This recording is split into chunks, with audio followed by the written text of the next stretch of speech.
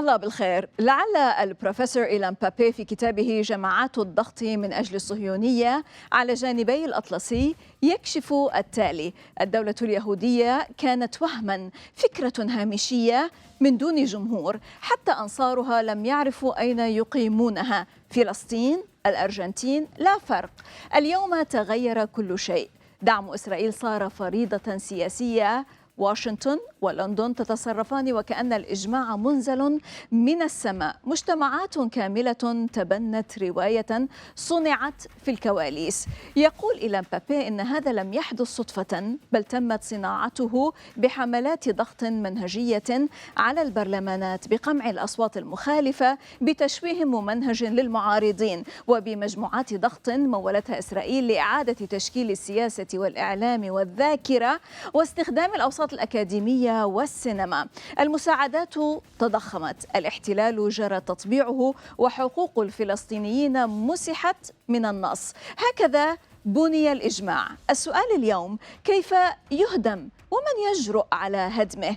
حين يصبح دعم إسرائيل شرطا للبقاء السياسي، هل هذه ديمقراطية أم ابتزاز؟ ومن المستفيد الأكبر إذا ظلت الرواية كما هي؟ هذه الأسئلة تفتح الباب على ما هو أخطر: رواية بنيت بالقوة والإبادة والتوحش والإفلات من العقاب.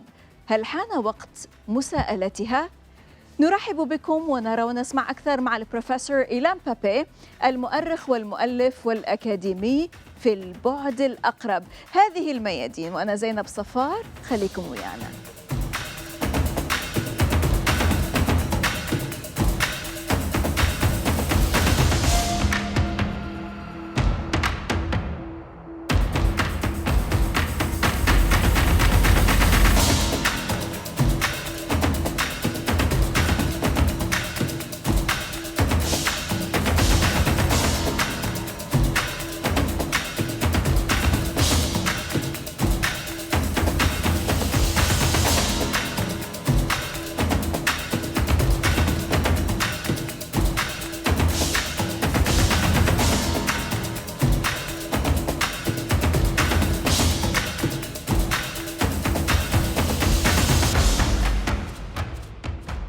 Salam and welcome to Al Mayadeen. This is Zainab Al Safa for the Proximate Aspect. Allow me to welcome my dear guest, Professor Ilan Pappe, historian and political activist joining us from the English countryside.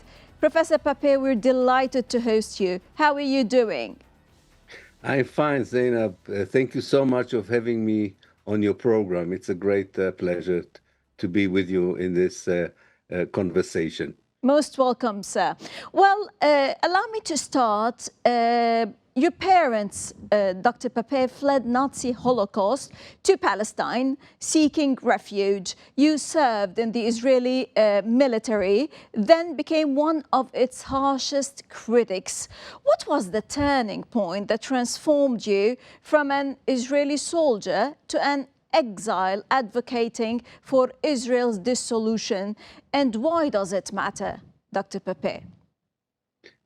Well, it was a journey. It was not one event. I think that the moment I decided to be a professional historian and I looked at the history of Palestine and Israel through facts and archives and my own research, I began to understand the origins of what we call today the conflict, or the origins of the violence and the oppression that the Palestinians are suffering from.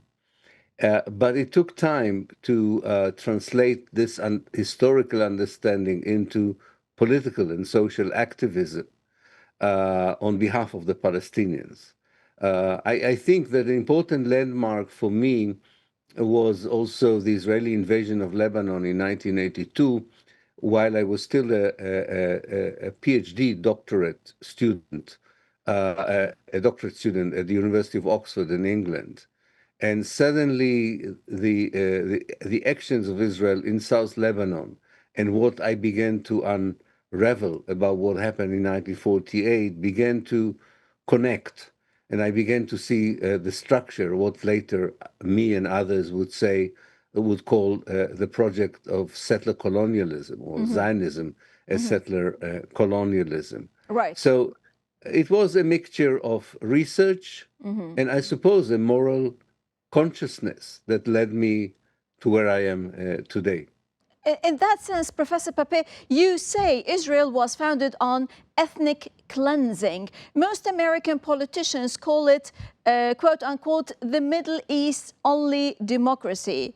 They can't both be right. Who's lying? Tell us plainly, do you believe Israel was built on a crime, yes or no? Yes, of course. Israel was, ethnic cleansing is a crime against humanity, although it's not defined like this as yet in international law, but expulsion and not allowing people to return to their homes are defined as war crimes and crimes against humanity. Israel was and still is, although that is even questionable, a democracy for the Jews, but not for the Palestinians. And I think that that is the best way to describe it.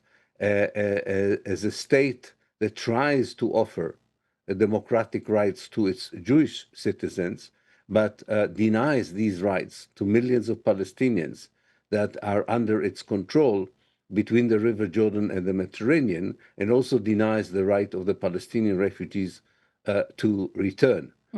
So I think this is a very accurate analysis and definition of what Israel is today. Sure. You are renowned for courageously exposing historical truths. Dr. Pappe, what's the most shocking truth about the Israeli occupation of Palestine? And what are the most shocking myths and lies in this sense? I think for me, the worst kind of revelation, once I began to expose, especially what happened in 1948, was twofold.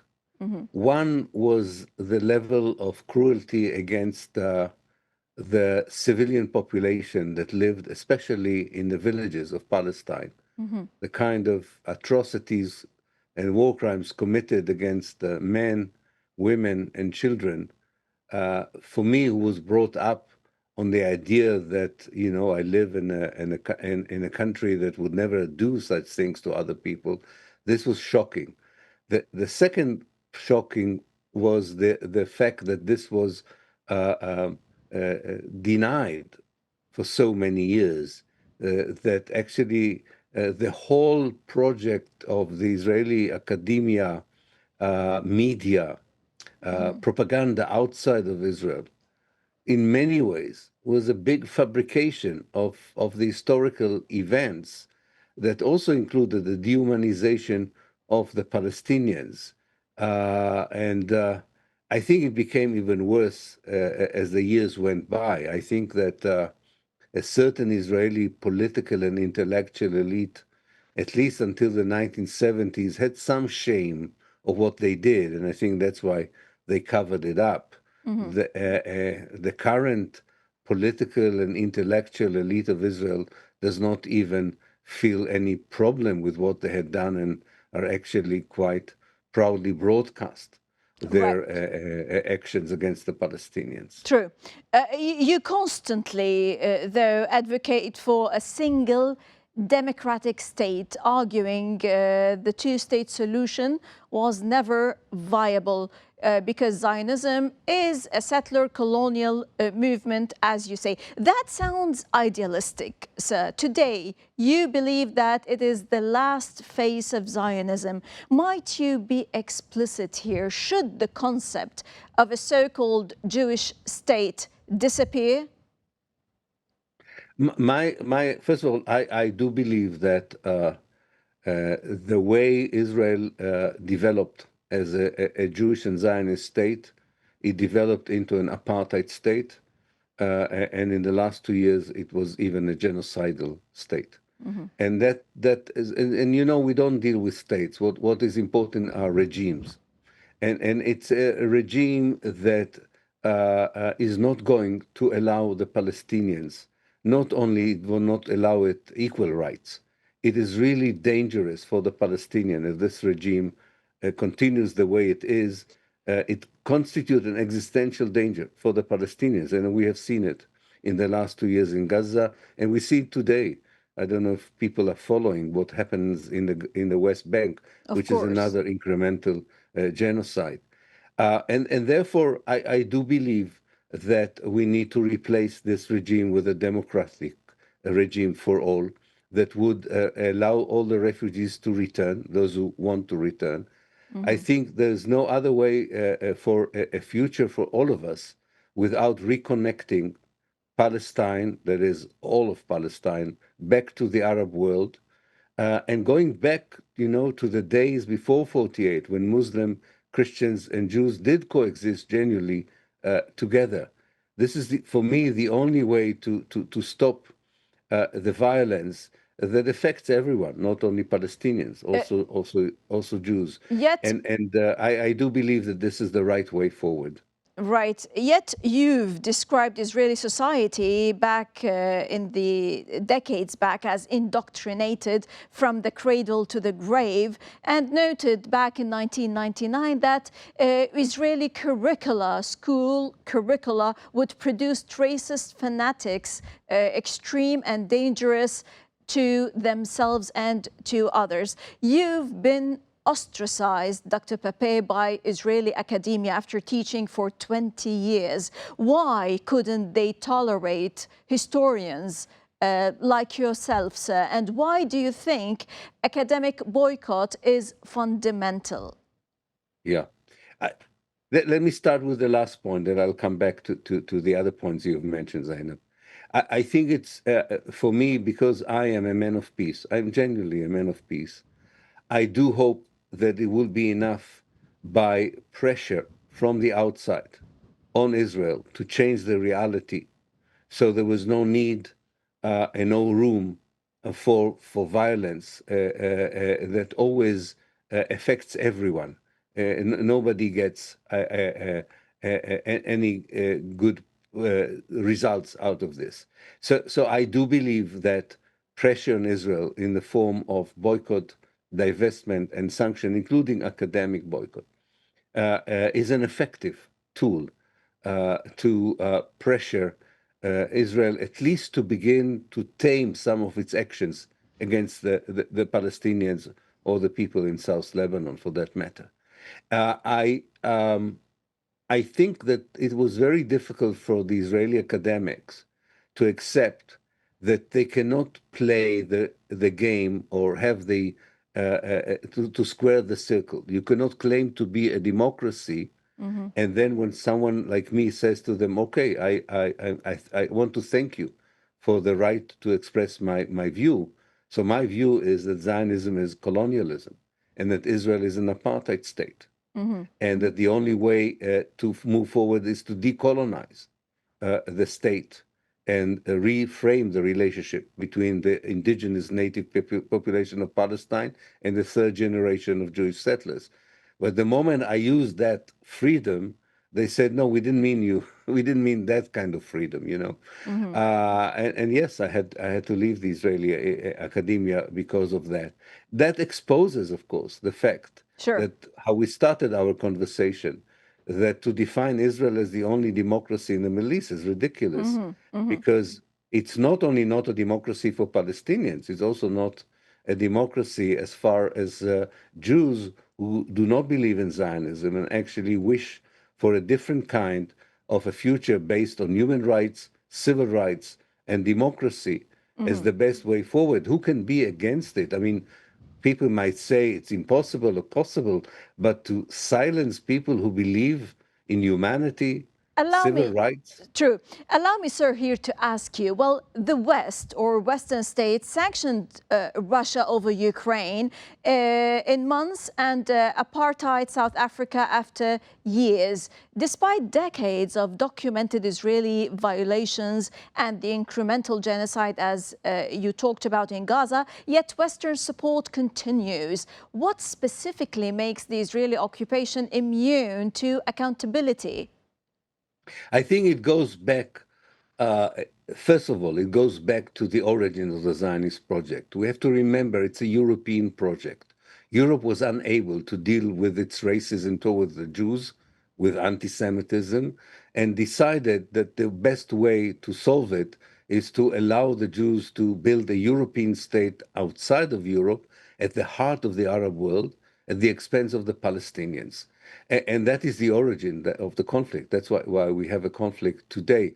So Europe is complicit with this project and the very negative aspects of this project from the very beginning. And I think they understand that if they're going to confront Israel, they could not be able just to confront a policy here or a policy there. They would have to rethink their own role in imposing such a solution that victimized Palestinians and other Arab people for more than a century. And they would have to be, their politicians would have to be bold enough to say, we can still rectify it, we can still offer something different.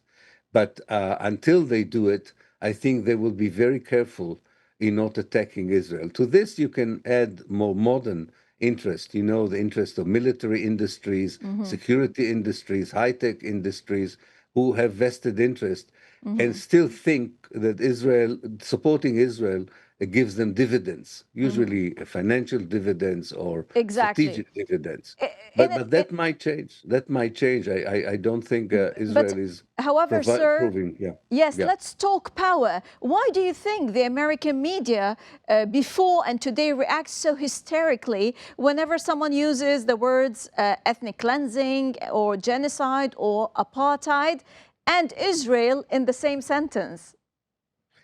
I think language is very important, and they understand it. For many, many years, American media, also American academia, definitely the American political establishment, was using a dictionary, a vocabulary that covered up the reality. It did not talk about apartheid. It did not talk about ethnic cleansing. It even refuses to talk about genocide when looking at the last 2 years in Gaza. And they know that these language, and we saw it in the civil society in America, these words or that part of the language resonates with people because nowadays they can see with their own eyes what's going on. Or before that, the young people from America who came to visit the West Bank and the Gaza Strip saw with their own eyes, and they realized that this language is the right language to use in order to describe what's happening.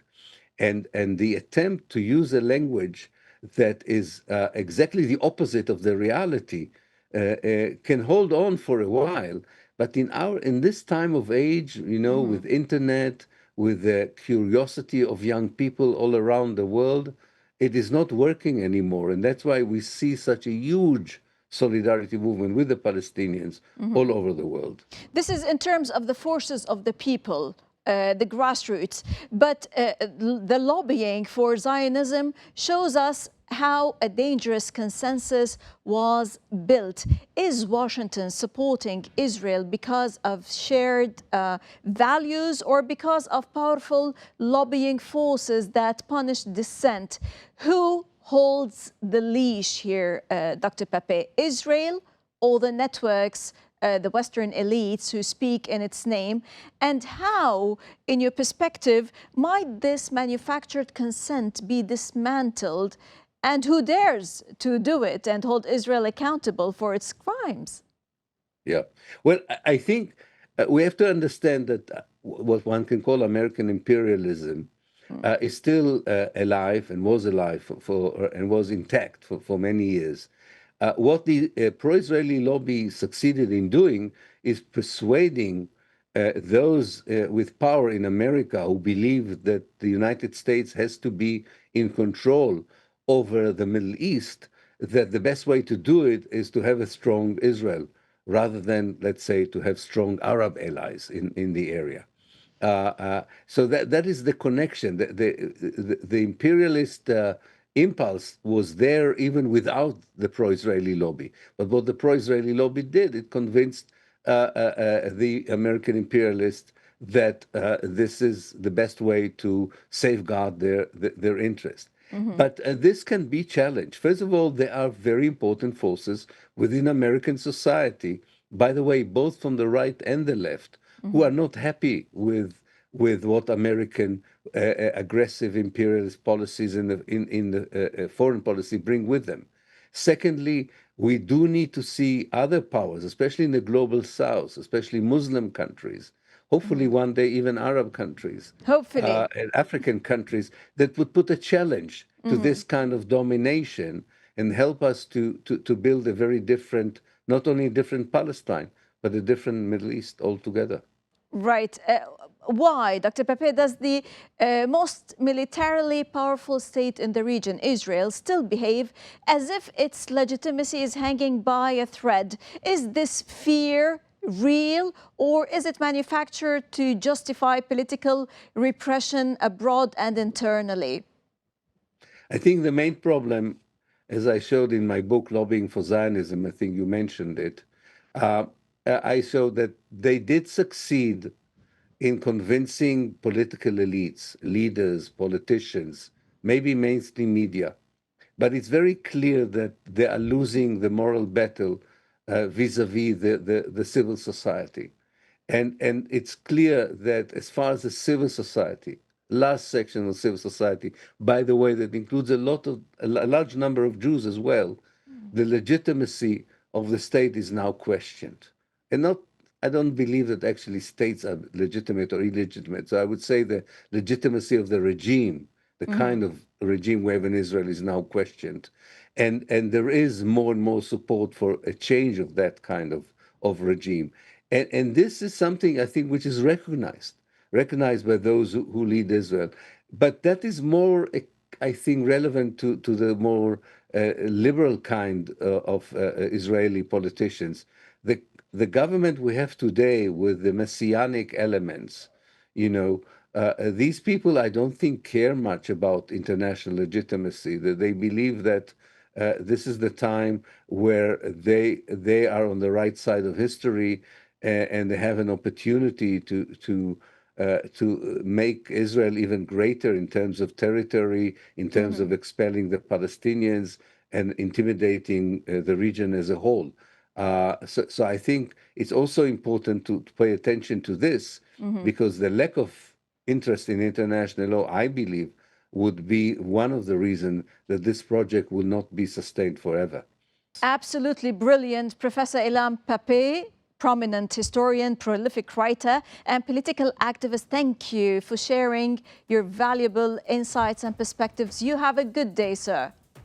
Thank you very much for having me. Always a pleasure.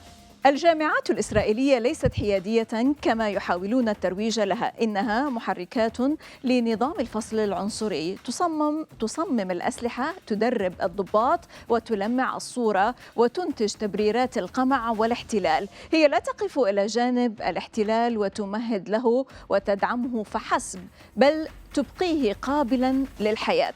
المعرفة هنا ليست محررة بل مسلحة. هذه هي بنية حرب استعمارية توسعية تسوق كتعليم عال. الآن سقط القناع والأدلة في العلن. الصمت خيار والتعاون خيار. المقاطعة ليست حربا على الحرية الأكاديمية بل دفاع عنها. يبقى سؤال واحد بعد هذا الكشف من الداخل، واستنادا إلى كتاب مايا التوثيقي أبراج العاج والفولاذ، كيف تنكر الجامعات الإسرائيلية حرية الفلسطينيين؟ من سيواصل الادعاء أن هذه مجرد جامعات عادية، أم أنكم لم تكونوا على دراية بذلك؟ من كل الميادين، حياكم.